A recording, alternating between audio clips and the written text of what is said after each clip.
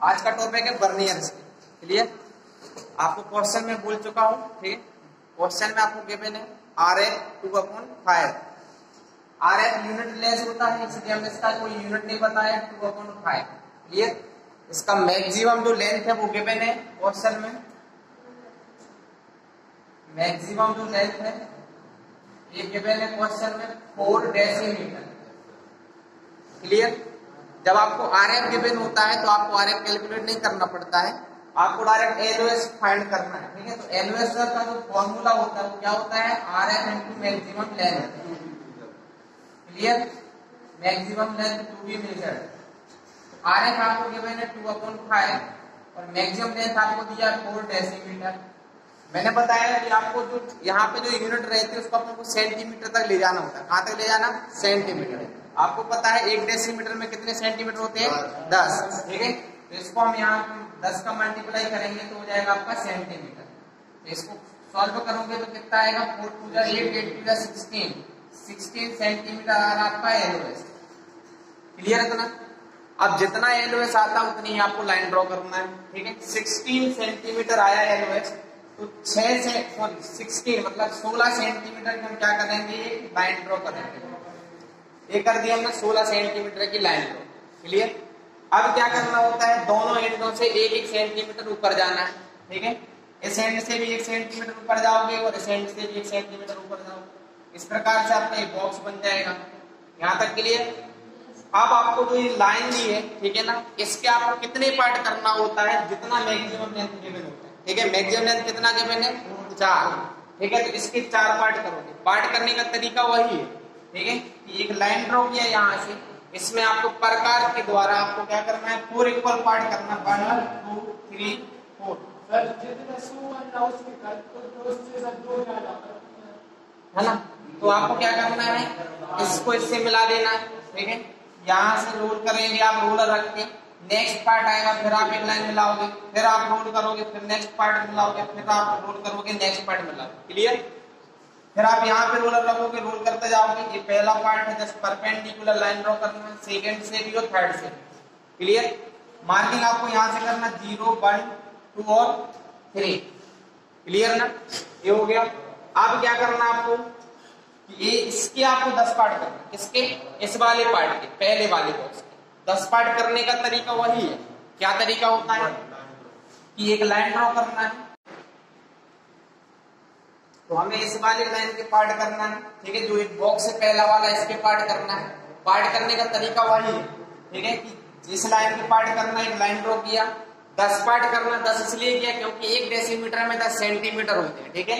इसलिए हमें इसके 10 पार्ट करना है। पहले वाले को हमने इससे मिला दिया, देन रोलर को रोल करते जाएंगे, दूसरा वाला।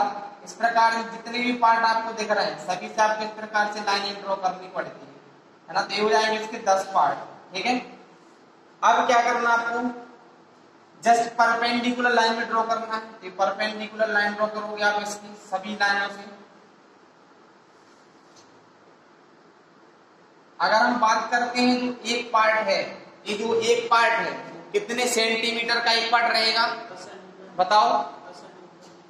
1 सेंटीमीटर का एक पार्ट रहेगा, तो टोटल कितने पार्ट होगा? 10। तो टोटल कितने हो गए? 10 सेंटीमीटर। लेकिन अगर उसी को हम mm में बात करते हैं तो एक पार्ट वो कितने mm का रहेगा? 10 mm का रहेगा। मतलब यहाँ तक कितनी mm आ जाएगा? 100 mm आएगा कि नहीं आएगा, है ना। तो या तो ऐसे हम बोल सकते हैं कि 1 डेसीमीटर में 100 mm होते, ठीक है ना। क्लियर? और एक पार्ट है कितने mm का है? 10 mm का है। अब वर्नियर स्केल में क्या करना होता है, जो एक पार्ट है उस एक पार्ट को ही हमें आगे बढ़ाना होता है, ठीक है ना। एक पार्ट का जितना भी डिस्टेंस आ रहा है ना, उतने ही डिस्टेंस को हमें क्या करना है, इतना आगे बढ़ा देना, ठीक है ना। फिर हमें क्या करना है, 1 सेंटीमीटर फिर ऊपर जाना है, और यहाँ से भी 1 सेंटीमीटर ऊपर जाना है, और इस प्रकार से लाइन ड्रॉ करना है। समझ गए हो ना? ठीक। अब हमें इसके पार्ट करना है, ठीक है। तो वही तरीका पार्ट करने का है ना। एक लाइन ड्रॉ किया, 10 आर्क लगाना है ना। 1 2 3 4 5 6 7 8 9 10 लास्ट वाले को इससे मिला देना है। देन आपको इस प्रकार से रोलर का यूज करना है, मिनी ड्राफ्टर का यूज कर सकते हो, ठीक है ना। इस प्रकार से हमने पार्ट किया। अब आप जस्ट वर्टिकल लाइन ड्रॉ करोगे, इस प्रकार से ये पार्ट आ जाएंगे आपके। तो ये होगा 10 पार्ट, है ना। अब अगर आप ध्यान से देखा जाए कि जो ये है ना, हमने इसका 10 mm आगे क्रॉस किया, तो यहाँ से यहाँ तक कितना हो जाएगा बेटा 110 mm। कितना हो जाएगा 110 mm। हुआ कि नहीं होगा, है ना।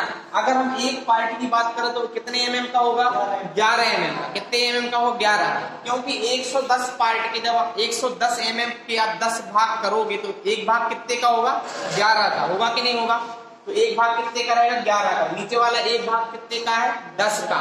तो इन दोनों के बीच में जो डिफरेंस है वो कितने mm का रहेगा 1 mm का। कितने mm का रहेगा 1 का। रहेगा कि नहीं रहेगा, जब ऊपर वाला 11 का है नीचे वाला 10 का है तो बीच में थोड़ा सा अंतर आएगा, वो क्या रिप्रेजेंट करेगा 1 mm का। समझ रहे हो ना।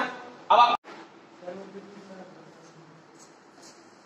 हमें 200 करना है, यहाँ तक हो गया था क्लियर। हमें 200 करना 3.15, ठीक है। हमने कुछ लोग पूछ रहे हैं कि हमने सर 55 कहाँ से है, तो बेटा 55 ऐसे आता है जितना भी शो करना होता है, ठीक है। यहाँ पे जो वैल्यू होती है उसको 2 बार लिखना होता है। समझ रहे हो ना। जैसे यहाँ पे 5 है तो 5 को आप 2 बार लिखोगे तो 55 बन जाएगा। अगर 6 होता तो क्या होते 6 लिख देते 66 हो जाता है। इसको माइनस करो तो हो जाएगा 2.60।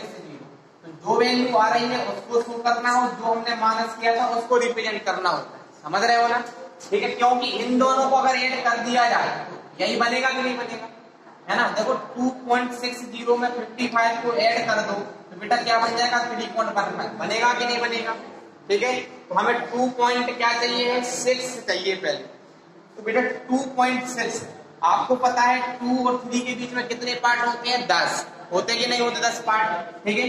तो 10 पार्ट वही वैसे ही करना जैसे आपने यहाँ किए थे, सेम है। तो यहाँ से आपने एक लाइन ड्रॉ की, है ना, 10 चाप लगाओगे छोटे छोटे 1 2 3 4 5 6 7 8 9 10, लास्ट वाले को इससे मिला देना है। फिर आपको इस प्रकार से सभी पार्टों से लाइन ड्रॉ करना है ना। सबसे लाइन ड्रॉ करोगे तो जो पहला वाला हो जाएगा वो 1 है, ये 2 है, 3 है, 4 है, 5 है, ये 6। तो 2.6 बेटा ये रहेगा, क्या रहेगा 2.6 ये वाला पार्ट।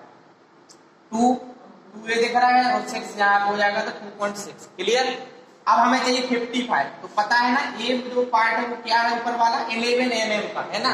दूसरा वाला कितने का हो जाएगा 22 का, तीसरा वाला कितना होगा 33, चौथा 44, 55। मतलब ये वाला जो पार्ट है 55 का है, ये वाला पार्ट, है ना।